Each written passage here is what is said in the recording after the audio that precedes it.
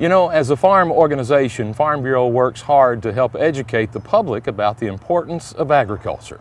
And a lot of those efforts are focused around events like Farm Days, where students are brought out to the farm. But recently, the American Farm Bureau Foundation for Agriculture selected 20 science, technology, engineering, and mathematics coordinators from around the country to come to Middle Tennessee for an up-close training experience connecting science to the beef industry. As a beef producer myself, I think this is a neat way to spread the message of agriculture and how we care for our animals, and the quality of beef that we're providing for our consumers is second to none.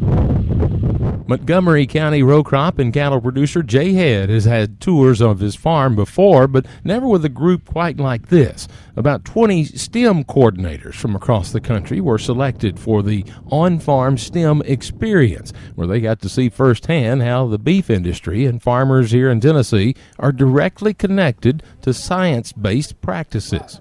This is going to help me teach teachers who are going to teach students about agricultural science, and I'll be able to give this information not just to the teachers in my building, but to other STEM coaches that will also impact the learning of other teachers and students across Chicago. So I'm excited about that. I'm always interested in giving students career opportunities, and especially in science.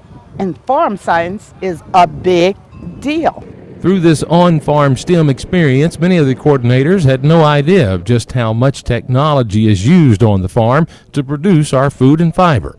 And this opportunity will no doubt help in sharing the farmer story with teachers and children around the country. It's such an opportunity that we've got to host these STEM teacher and curriculum instructor, curriculum coordinators, science, technology, and engineering and math, and really show them how much agriculture does use all of those disciplines and how they can take agriculture lessons and incorporate it back into what they do and what they help their teachers in the classroom do with their students, to give them agriculture lessons, but more important, to show how much science, technology, and engineering and math is used in today's agricultural world. I think it's very important, and for the pre-service teachers before they go out to teach. And because, as I hear and from all the experts on the Farm Bureau and agriculture, and so using high technology into our agriculture business is very important, getting complicated, and for the pre-service teachers, when they go out to teach, and they're gonna be the one who takes all the information and technology they learn in the university classroom, and to their students for the America. As a country become farther and farther removed from the farm, we need to understand where our food comes from so that we can support the legislation that's going to protect it, so that we have a better understanding and don't get so caught up in hot ticket items like GMOs.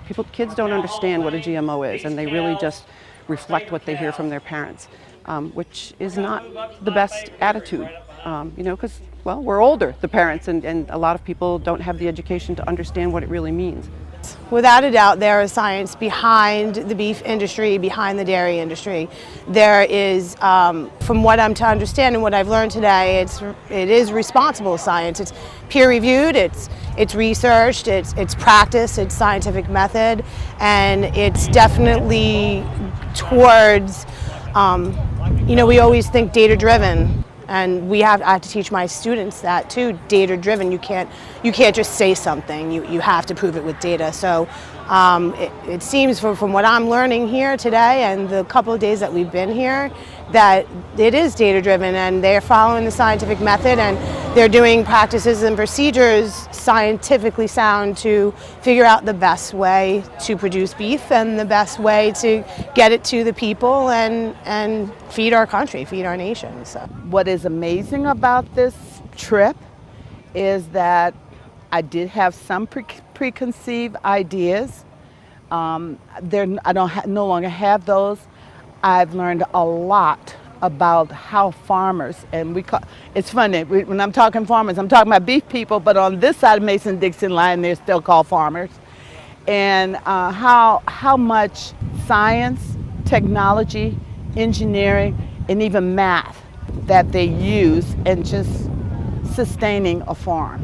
I can't wait to meet my Illinois Farm Bureau so that we can form a relationship, so that we can get that information out, particularly with our STEM students, so they can get some hands-on experience. They can start Skyping, they can start reaching out and learning and applying those different things. Because there are a lot of kids, I love animals, I want to be a veterinarian. So by me taking what I'm learning here, I can open up their field of careers that they could possibly explore by getting in contact with real animals on a farm, so I just can't wait. I feel like we've provided them with some good information, and I think they're going to go home and source more good information from other farmers in their local areas to take these ideas and these topics back to their classroom with their students.